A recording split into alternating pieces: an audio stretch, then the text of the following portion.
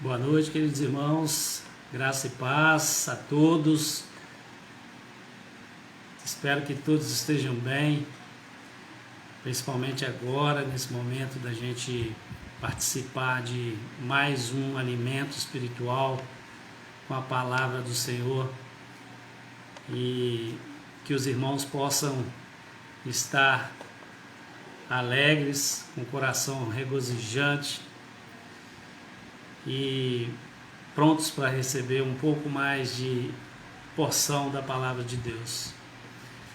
Semana passada nós estudamos a parte do livro do Apocalipse do capítulo 20, relacionada a Satanás, né? A prisão dele e a soltura dele.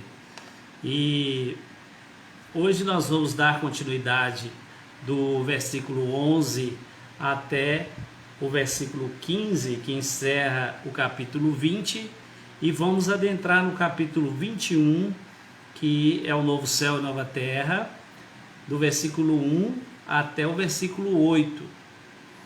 E nós vamos fazer uma oração, enquanto isso os irmãos vão chegando, e que todos possam participar do estudo com reverência, com atenção, com cuidado, porque nós sabemos que a palavra de Deus, ela requer de nós essa entrega total, né?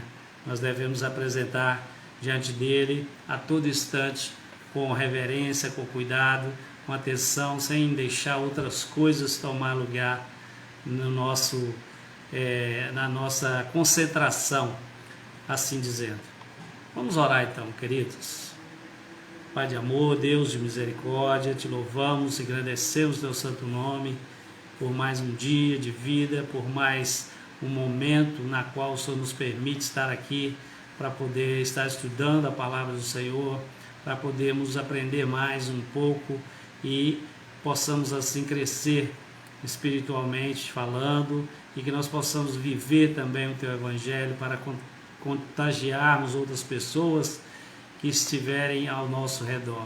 E que a gente nunca venha esquecer, ó Pai, de pregar a Tua palavra, a gente nunca deixe de lado os Teus caminhos, que nós possamos seguir caminhos retos, santos e agradáveis ao Senhor, que através do Teu Santo Espírito brota em nós esse amor, essa paz, essa comunhão, e que nós possamos ser cada dia mais edificados, ó Pai, em busca da santificação, em busca de um processo de vida na Tua presença, que nada venha nos atrapalhar, ó Pai. Abençoe-nos e dê-nos uma noite agradável aqui, que esse estudo, ó Pai, possa ser do Teu agrado, que venha do Teu Santo Espírito através de mim aqui, mas que possa fazer com que chegue aos corações de todos que estiverem vendo, estiverem assistindo e todos que vão assistir depois. Em nome de Jesus eu te agradeço e te oro nesse momento. Amém. Então, queridos, eu vou ler o versículo 11 do capítulo 20 até o 15, e aí vamos dar o início ao nosso estudo dessa quarta-feira. Diz assim: vi um grande trono branco e aquele que nele se assenta, e cuja presença fugiram a terra e o céu, e não se achou lugar para eles. Vi também os mortos, os grandes e os pequenos, postos em pé diante do trono. E então se abriram livros, ainda outro livro, o livro da vida foi aberto. E os mortos foram julgados, segundo as suas obras, conforme o que se achava escrito nos livros. Deu o mar os mortos que nele estavam. A morte e o além entregaram os mortos que neles havia, e foram julgados, um por um, segundo as suas obras. E então a morte e o inferno foram lançados para dentro do lago de fogo. Esta é a segunda morte, o lago de fogo. E se alguém não foi achado escrito no livro da vida, esse foi lançado para dentro do lago de fogo. Muito forte, né, o texto. Esse texto ele relata o dia final, o dia do juízo de Deus, o dia da ira, o dia do julgamento, né? E nessa visão aqui, João está vendo os mortos, os grandes e os pequenos estão ali de pé diante do trono branco. E esses mortos eles devem ser vistos como todos que já morreram, tanto ímpios como crentes. A posição deles aqui diante do trono parece a posição de alguém que espera ali ouvir a sentença que será lida, né? E os dois têm qualificativos, tipo grandes e pequenos, né?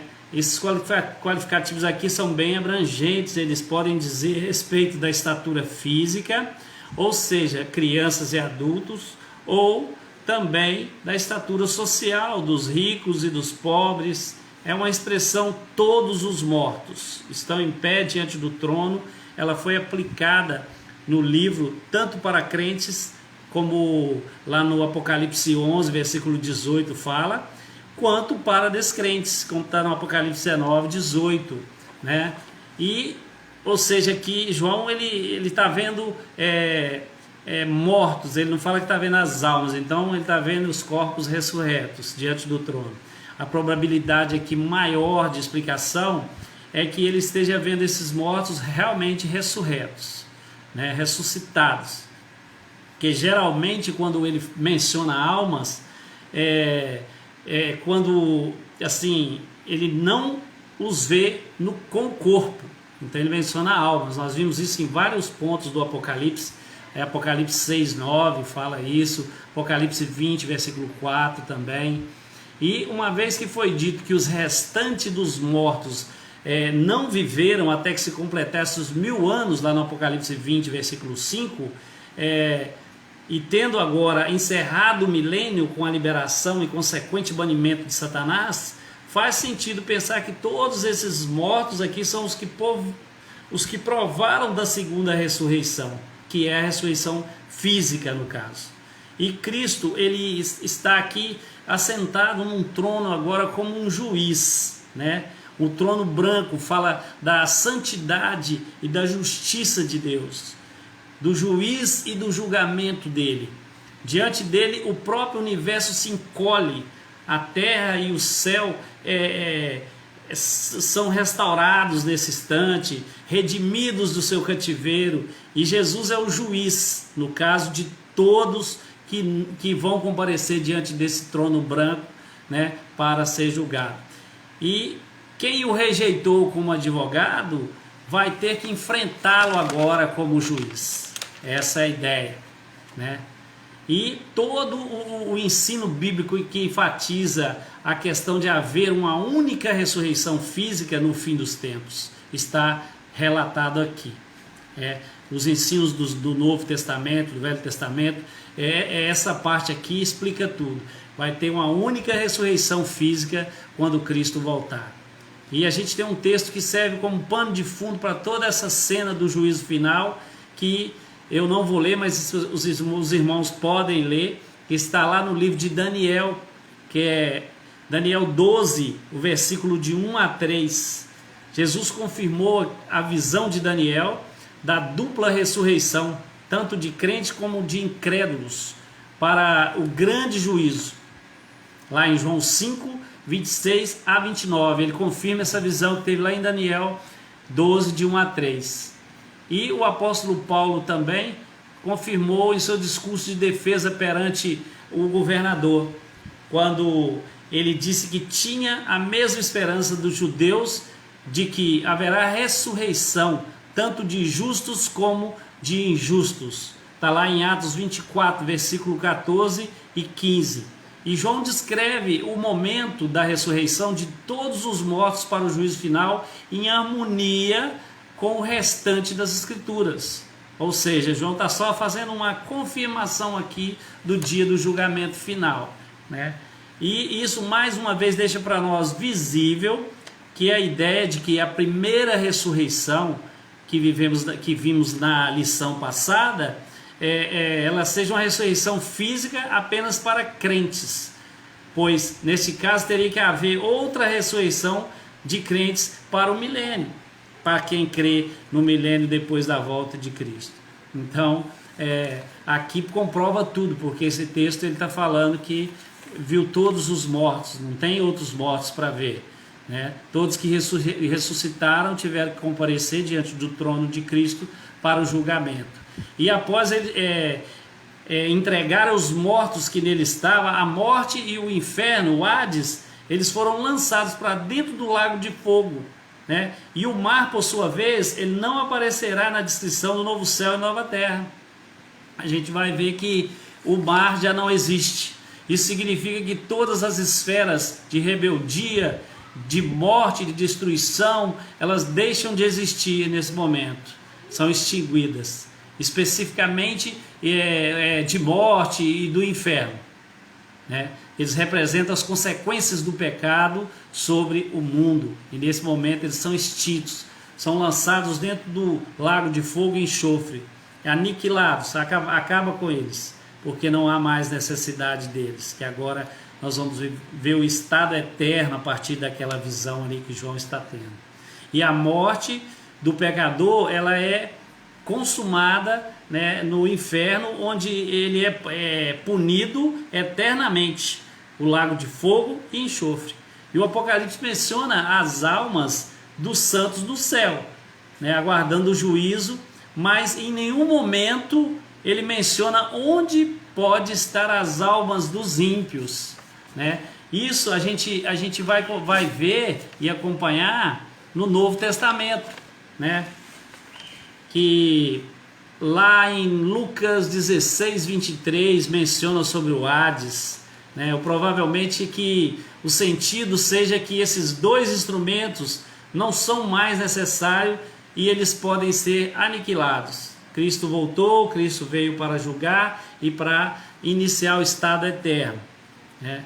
E na ressurreição dos crentes, a morte será destruída, né? Para os ímpios, eles vão provar da segunda morte, que é o lago de fogo e enxofre, conforme Isaías 25:8, 1 Coríntios 15, 54, 55, né? Nos falam a respeito disso. E é um texto que acrescenta que o inferno, o Hades, também será destruído, pois dele retornarão todos os ímpios e depois serão encaminhados para o lago de fogo e enxofre, porque o inferno e o além, ele terá que dar conta dos seus corpos para a ressurreição final, para haver o juízo final. E o Hades é um lugar intermediário de punição dos perversos, também deixará de ser necessário, que o Hades é chamado também de inferno, sepultura, lugar de tormento. Finalmente aqui o Apocalipse revela a função do livro da vida no julgamento final, né? Revela também qual era a função dos outros livros que aparecem, porque lá fala que tinha outros livros, né? Ao livro da vida, ele compete determinar o destino final dos homens. Aqueles que têm o nome escrito no livro da vida, qual que é o destino deles? Habitarão na Nova Jerusalém. E aqueles que não estão com os nomes no livro da vida serão enviados para o lago de fogo eternamente. Então, o livro da vida do Cordeiro. Esse livro foi escrito lá desde a fundação do mundo e é chamado Livro da Vida do Cordeiro, conforme Apocalipse 13, versículo 8, e Apocalipse 17 também, versículo 8. Portanto, ele é uma indicação daqueles que foram comprados de todas as nações e redimidos pelo sangue do Cordeiro, conforme Apocalipse 5, versículo 9. Isso mostra para a gente que o Apocalipse ele sustenta o mesmo conceito de salvação pela graça do restante do Novo Testamento. Interessante, né? Muito bom. E os livros das obras, né, tanto servem para garantir o galardão dos crentes, como também para a intensidade da punição dos perversos. Em Daniel 12, após descrever a salvação do povo de Deus como sendo de todo aquele que for achado escrito no livro da vida, o texto diz que todos ressuscitarão, porém, uns para a vida eterna e outros para vergonha e horror eterno, conforme lá Daniel, capítulo 12, verso 1 e 2. E em seguida tem a recompensa dos santos, que é mencionada: e os que forem sábios, pois, resplandecerão como o fulgor do firmamento, e os que a muitos conduzirem à justiça, como as estrelas, sempre e eternamente. Daniel 12, verso 3. E talvez esse conceito aqui envolva mais do que brilhar. Está comparando a estrela, mas é a ideia de níveis de autoridade. Né? Assim como os anjos, que são chamados de estrela, possuem um grau de autoridade diferente um dos outros. Né? É possível que o livro também das obras apontam a recompensa dos crentes como um sentido assim, de conforme Jesus demonstrou na parábola dos talentos para nós, lá em Mateus 25, de 19 até 34. Né? Porém, em um outro lugar, Jesus ensinou também que o grau de punição dos perdidos pode ser diferente. Né? Está lá em Lucas 12, 47. Eles vão punir a desobediência conforme o nível do conhecimento. Lucas 12, 47 e 48. Jesus diz que conforme o nível do conhecimento também será a punição da desobediência. Quanto mais você adquire conhecimento, maior a sua responsabilidade para com Deus e maior será o juízo sobre você. Porque o Evangelho é muito sério. O Evangelho é coisa que nós temos que cuidar, nós temos que zelar, nós temos que aprender da forma correta, para que possamos falar coisas que edificam e conforme coisas que Deus quer que você fale, porque está escrito e orientado para você. Então a responsabilidade se torna maior. Né? E agora nós vamos entrar no capítulo 21, porque aqui deu para a gente ter uma ideia do juízo, como será distribuído, né? O livro das obras, o livro da vida, a punição conforme o grau de entendimento. E no capítulo 21 nós vamos ler até o versículo 8, e na semana que vem nós vamos dar sequência nesse estudo. Lá diz assim, logo depois do juízo: vi novo céu e nova terra, pois o primeiro céu e a primeira terra passaram, e o mar já não existe. Vi também a cidade santa, a nova Jerusalém, que descia do céu da parte de Deus, ataviada como noiva adornada para o seu esposo. E então ouvi grande voz vinda do trono, dizendo: eis o tabernáculo de Deus com os homens. Deus habitará com eles. Eles serão povos de Deus, e Deus mesmo estará com eles. E lhes enxugará dos olhos toda lágrima, e a morte já não existirá. Já não haverá luto, nem pranto, nem dor, porque as primeiras coisas passaram.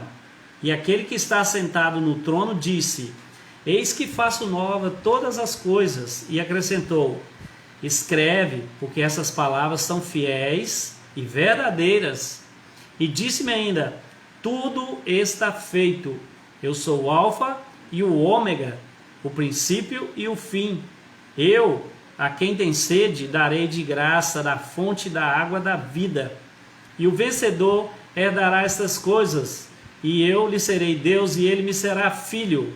Quanto, porém, aos covardes, aos incrédulos, aos abomináveis, aos assassinos, aos impuros, aos feiticeiros, aos idólatras, aí a todos os mentirosos, a parte que lhes cabe será no lago que arde com fogo e enxofre, a saber, a segunda morte. Forte e bacana, né? Então aqui João tem uma visão, né, vinda ali. A cortina se fechou nesse momento, né? O juízo final aconteceu. E ali os inimigos do Cordeiro e da igreja foram lançados no lago de fogo e de enxofre. E os remidos já estão nas festas das bodas do Cordeiro. Este texto, ele é o ápice da revelação. É o paraíso perdido de Deus e agora ele é reconquistado. O homem caído é agora glorificado. O projeto de Deus se consumou. O tempo cósmico se converteu em eternidade. Chegou o momento de João descrever a tão ansiada e esperada recompensa do povo de Deus. Por várias vezes o livro ele já antecipou, mas aqui de forma detalhada, João utiliza 2 capítulos para descrever a união de Deus com o seu povo em perfeita paz no final da história. Lá em Apocalipse 7, versículo 13 a 17, já antecipava essa ideia aqui. E aqui, a visão final do livro começa com a declaração que resume tudo o que será descrito depois. Que está assim, olha: e então vi um novo céu, uma nova terra. A ideia é que tanto o céu como a terra passaram por uma profunda renovação, ao ponto de se tornarem essencialmente novos. E a ideia é completa ao explicar aqui que o primeiro céu e a primeira terra passaram e o mar já não existe, Provavelmente o sentido não seja de que neles havia, o sentido não seja de que neles simplesmente havia desapareceram, mas foram destruídos, restaurados, Eles não foram ali aniquilados. Tudo que havia neles foi consumido pela figura do fogo, restaurado, e então, de certa forma, recobertos ali pelo novo céu e a nova terra, o lugar que Cristo preparou para a sua igreja e para viver eternamente conosco. E não há nada aqui do modelo antigo decaído. Isso é confirmado pela menção de que o mar já não existe mais, pois assim é excluído da criação divina, o terceiro dos elementos, que é de onde os mortos foram devolvidos na ressurreição para o juízo, e também a existência do mar aponta para o fim de conflitos, de guerras, de atrito entre as nações, entre rebeldia e tudo mais. E ele também é uma figura do habitat natural do dragão, ou seja, ele agia em cima dos conflitos das nações, ele agia em cima da cegueira das guerras, de tudo que havia representado ali no mar, no agito do mar, Isaías 65, que é um texto bastante conhecido, fala sobre o novo céu e nova terra. Ele é um pano de fundo para essa expressão aqui, novos céus e nova terra. E de todas as explicações relativas a esse capítulo 21 e até do capítulo 22, Lá a gente encontra a explicação para essa renovação aqui descrita por João, De sorte que aquele que se abençoou na terra pelo Deus da verdade é que se abençoará, será abençoado.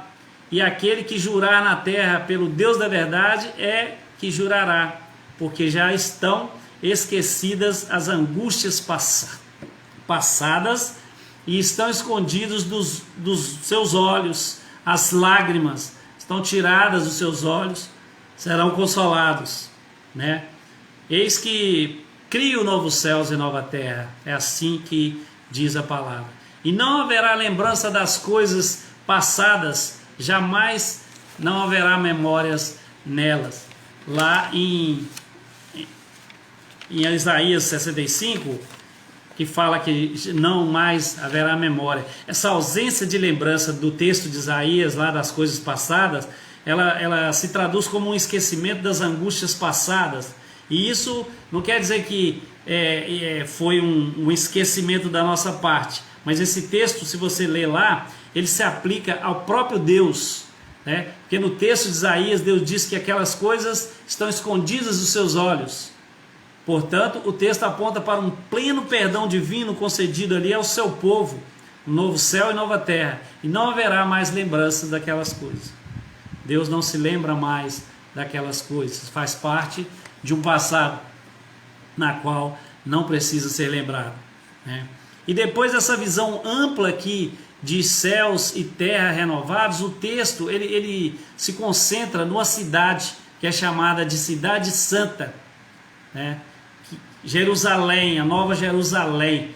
Nós não podemos deixar de notar que os escritos do Novo Testamento já falavam em uma Jerusalém do alto, ou celeste, né? Antes mesmo, né, de Jerusalém ser destruída de forma literal. Uns 30 anos provavelmente depois que João escreveu, antes de João escrever o Apocalipse, não depois, antes, né? Conforme Gálatas 4, versículo 26 e Hebreus 12, 22. E nós temos aqui duas ideias que discorrem dessa visão esplendorosa. A primeira ideia é a comparação do antigo paraíso, que foi chamado de Jardim do Éden. Simbolicamente, agora uma cidade está em um lugar de um jardim no mundo vindouro. Ou seja, houve uma espécie de evolução, né, conforme a história foi se desenrolando. E de um jardim, nós apontando aqui para agora para uma novos céus e nova terra, né? Um lugar maravilhoso. Sem sombra de dúvida aqui é para que o progresso da cena, dizer para nós assim, nós saímos de um contexto inicial de um jardim, hoje nós estamos num contexto de uma cidade evoluída, pronta para receber o povo de Deus, né? E não se trata ali de voltar ao passado, né, com isso, mas de uma recriação de uma grande cidade, o qual, porém, manterá alguns elementos do antigo jardim nela. Um deles a gente vai ver na semana que vem, que é a árvore da vida está no meio dela, como assim ela estava no meio do jardim, né? E a segunda ideia aqui, ela é interessante, é que essa cidade é a igreja, a noiva do Cordeiro, a qual se opõe a chamada meretriz, que é a grande Babilônia. E a descida dessa cidade do céu representa o momento pré-anunciado das bodas do Cordeiro, né? Em Apocalipse 19, versículos 7 a 9. É o momento do casamento final, né? A união final entre Deus e a sua igreja. E também existe aqui um contraste entre essa noiva do capítulo 21 e a mulher grávida do capítulo 12 do Apocalipse. Todas as duas figuras do povo de Deus. Porém, a mulher do capítulo 12, ela é uma figura do povo de Deus especificamente do Antigo Testamento, né? De certa forma, e que viveu uma severa perseguição do dragão, que queria impedir a vinda de Jesus. E já a mulher do Apocalipse 21 é o povo completo de Deus, tanto do Antigo como do Novo Testamento, livre de toda e qualquer tribulação do mal e toda dor. Essa é a visão dessa Nova Jerusalém que desceu do céu. São duas colocações que encaixam muito bem, né? E a grande voz do trono, que já anunciou tantas coisas ao longo do livro, agora ela anuncia o maior momento da história para o no pleno casamento de Deus com o seu povo, né? Fala assim: eis o tabernáculo de Deus, né, com os homens, e Deus habitará com eles.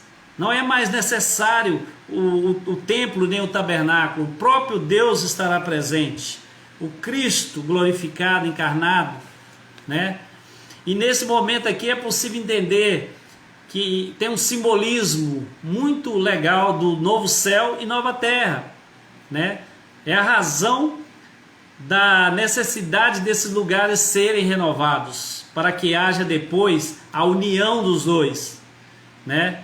Trata-se da reunião desses dois lugares numa aproximação, pois na verdade aqui os céus estão descendo até a terra numa figura da Nova Jerusalém, trazendo a própria presença de Deus, porque agora foram restaurados, Deus pode habitar no meio dos homens, né? Porque Deus não habita na impureza, Deus não habita no pecado. A necessidade de que haja uma renovação, de que haja uma mudança de vida, de que haja uma transformação nas coisas caídas, e Deus vai e providencia essa transformação através dos seus propósitos, para que no final haja uma união de céus e terra, e de Deus e seu povo, Deus e a sua igreja, de uma forma plena, onde o mal já não existe, né?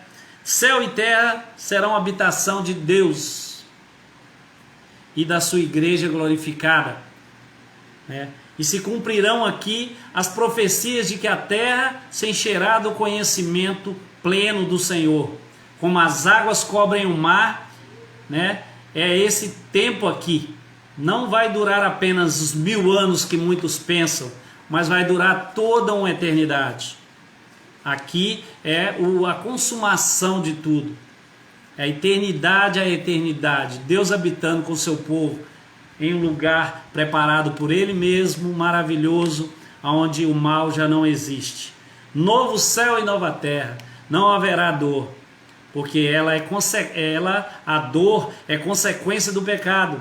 Então lá não haverá pecado, então não haverá dor, não haverá sofrimento, não haverá enfermidade, né? Nem defeito físico, nem cansaço, nem fadiga, nem depressão, nem traição, nem decepção, né?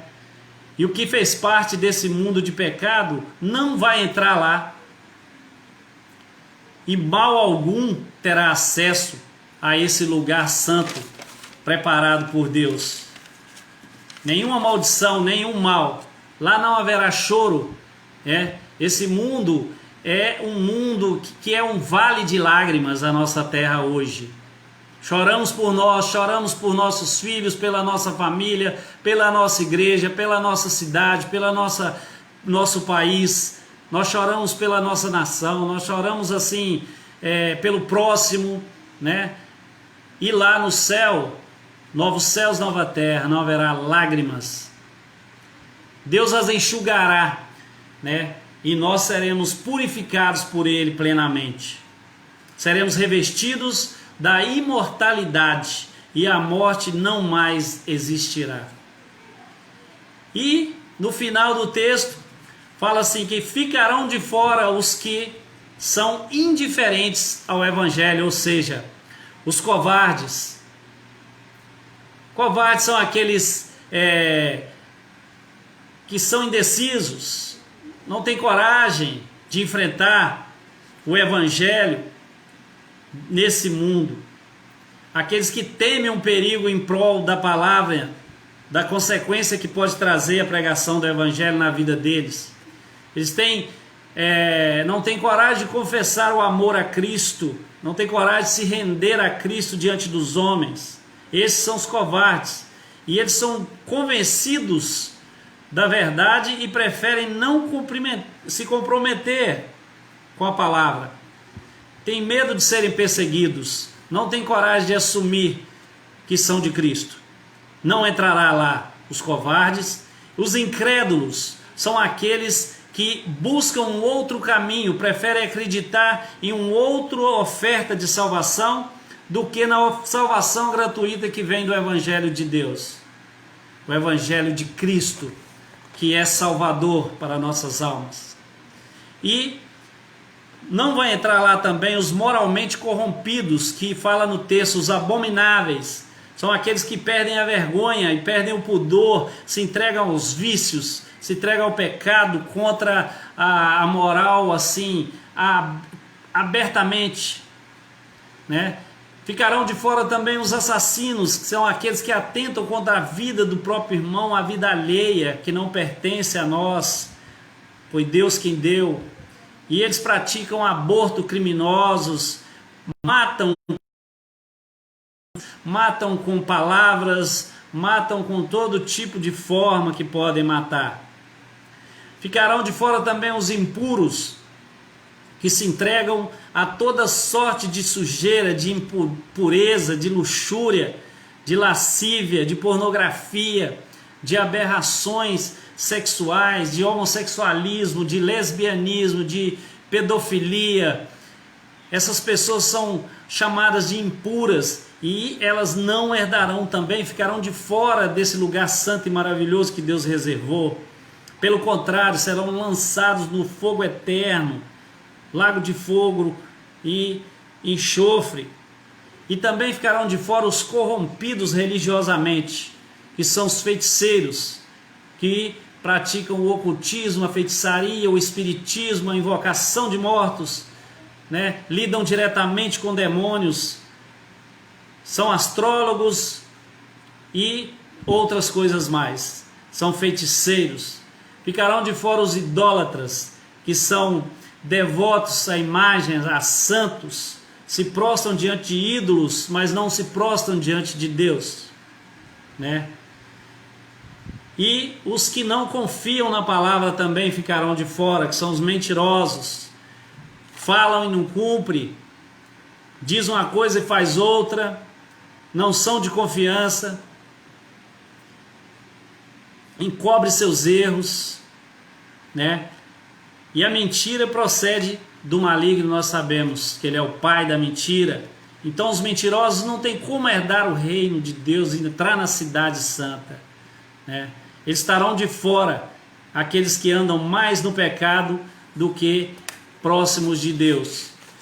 Então, meus irmãos, essas classes aqui que falam que ficarão de fora, está no finalzinho do versículo 8, 7 e 8, fala sobre quem não vão, essas classes que não vão herdar, não vão entrar no novo céu e nova terra.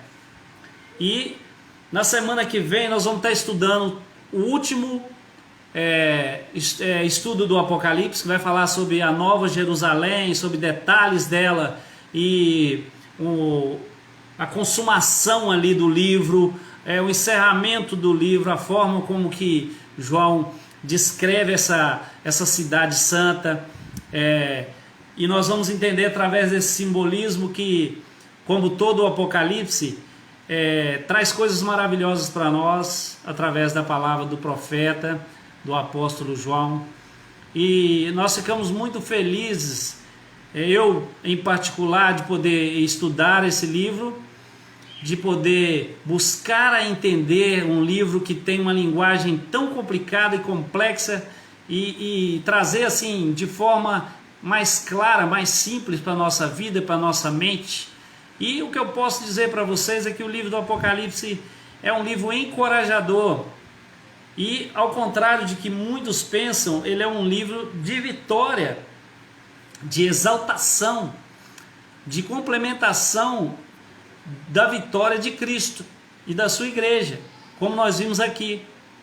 Quem vai ser lançado no lago de fogo e enxofre no juízo final, diante do trono branco de Deus, a justiça de Deus, como vai ser aplicada, serão abertos os livros das obras, né, ou também o livro da vida, na qual o nosso nome faz parte, está escrito no livro da vida. Quando nós abraçamos o Evangelho de Cristo, como a gente passa a viver Deus, passa a viver Cristo ao invés de viver nós mesmos, e com isso refletindo esse amor, se preocupando com as almas das outras pessoas, dos perdidos, pessoas que estão aí aflitas, presas nos laços do mal, do Satanás, entranhadas nesse mundo perverso na qual ele vai sugando as forças das pessoas, jogando com essas pessoas na sarjeta, né?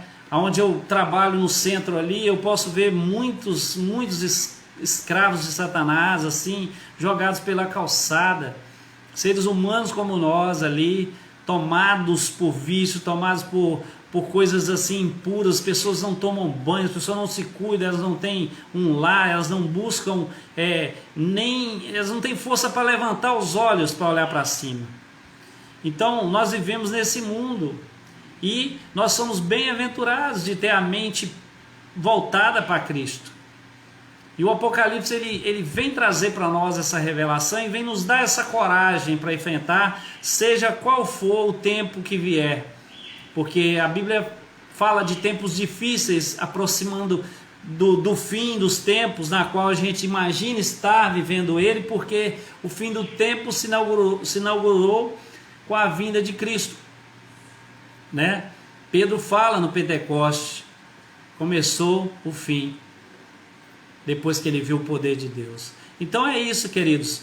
Eu espero que vocês tenham entendido muito bem até aqui, e eu sei que não é a primeira vez que nós vamos estar falando sobre o livro do Apocalipse, vai ter outras vezes, porque a Bíblia é uma fonte inesgotável de conhecimento, de palavras, cada dia tem algo novo, né? Eu leio o Apocalipse constantemente, leio de novo e torno a ler, eu sempre pego coisas novas, sempre aprendo algo novo, e é isso que a gente deve fazer. Eu leio o livro de Gálatas várias vezes, Efésios várias vezes, Coríntios várias vezes, porque a gente vai pegando detalhes que ficaram para trás, vai ajudando na vida espiritual, na nossa caminhada, e nós devemos focar cada vez mais no Evangelho de Cristo, porque Ele é a base para a vida eterna e para o passaporte para a entrada no novo céu e na nova terra. E aqui tem, no que nós estudamos hoje, logo depois da descrição do juízo final, vem o estado eterno de vida, que é Deus junto com o seu povo. E é isso que nós ansiamos, é isso que nós queremos. E cada vez isso aflora mais dentro do meu coração, porque, como Paulo fala, viver é Cristo. Se por um acaso morrer, é lucro. Se está em Cristo. E a palavra vem nos confirmar isso, né? Nós não devemos temer a morte, nós devemos encarar a vida, né, cada dia como se fosse o último. E estar preparados, porque se vier a chegar a nossa hora, nós estaremos realmente prontos.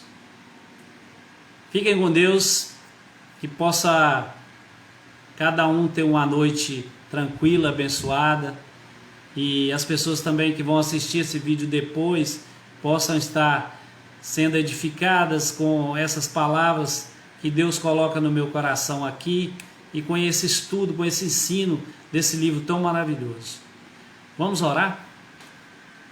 Pai, nós te agradecemos, nós te louvamos mais uma vez, com o coração cheio de júbilo, ó Pai, porque falar sobre Ti, falar sobre a Tua palavra, sobre aquilo que a Tua palavra, o Teu Evangelho produz na nossa vida, é algo maravilhoso.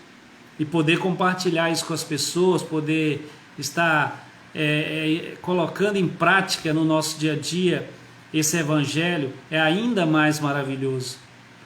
Pai, abençoa a todos nós, abençoa a Tua igreja, coloca com que no coração de cada um ali possa buscar em seu particular uma mais íntima intimidade com o Senhor, dentro do coração, dentro da vida diária, da família, e que o Senhor possa estar avivando a mente de todos nós cada dia, para que possamos entender e viver o Teu Evangelho de uma forma graciosa, de uma forma pura, de uma forma inteligente e sábia, para que isso faça diferença não só na nossa vida, mas na vida das pessoas que estão ao nosso redor. Eu te agradeço, Senhor, por tudo, a todos que estão acompanhando, e que o Senhor possa tocar no fundo do coração de cada um com essa palavra. E semana que vem estaremos de volta aqui, se Deus Senhor nos permitir, ó Pai. Dá-nos forças para vivermos na Tua presença. Em nome de Jesus. Amém. Fiquem com Deus, queridos. Até semana que vem. Tchau.